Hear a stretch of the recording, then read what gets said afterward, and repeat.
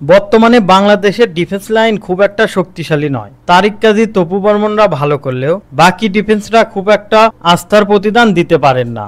আমরা যদি বর্তমানে বাংলাদেশ দলের দিকে একটু তাকাই, দেখতে পারবো তপু, তারিক ছাড়া ভরসা করার মতো কেউ নাই। তবে সুখবরও রয়েছে বাংলাদেশ দলের জন্য, কেননা বর্তমানে অনেকে বাংলাদেশি বংশোদ্ভূত বিদেশি ফুটবলার রয়েছে যারা বাংলাদেশের হয়ে খেলতে চায়। তাদের মধ্যে একাধিক ডিফেন্সও রয়েছে।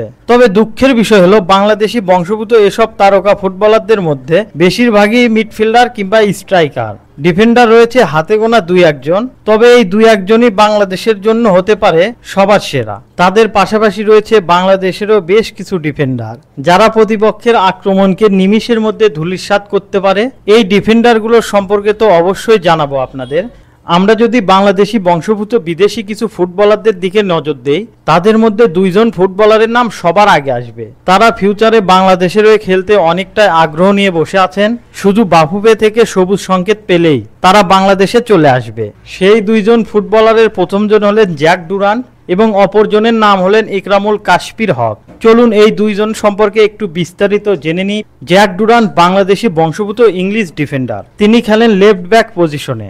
16 বছর বয়সী এই লেফট ব্যাক নিউক্যাসল ইউনাইটেডের অনূর্ধ্ব-18 দলের নিয়মিত মুখ। বাফুফের উচিত জ্যাকের উপর নজর রাখা, প্রথম স্টেপ হিসেবে তাকে বয়সভিত্তিক জাতীয় দলে ইনক্লুড করা।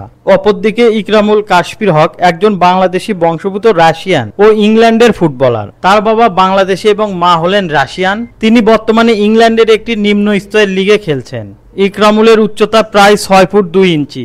একবার ভেবে দেখুন, এই দীর্ঘদেহী ফুটবলার যদি বাংলাদেশের ডিফেন্স লাইনে আসে তাহলে কতটা শক্তিশালী হবে বাংলাদেশের ডিফেন্স। ভবিষ্যতে জাতীয় দলে এমন মানসম্পন্ন ফুটবলার খুব বেশি প্রয়োজন। এদের পাশাপাশি বর্তমান বাংলাদেশ টিমে রয়েছে আরো দুইজন ভয়ঙ্কর ডিফেন্ডার। তারা হলেন তারিক কাজী ও তপু বর্মন। মাঝে মধ্যে তপুর পারফরমেন্স নিয়ে সমালোচনা হলেও তারিক কাজীকে নিয়ে কোনো কথা হয় না, কারণ আমরা সকলেই জানি তারিক কাজী ফিনল্যান্ডের ফুটবলার। সে খুব পটেনশিয়াল একজন ডিফেন্ডার। তার পারফরমেন্স দেখে মুগ্ধ সবাই। সুপ্রিয় দর্শক, আপনাদের কাছে কি মনে হয়, এই ডিফেন্ডাররা কি বর্তমানে বাংলাদেশের সেরা ডিফেন্ডার, নাকি এর বাইরেও আরো অনেক রয়েছে?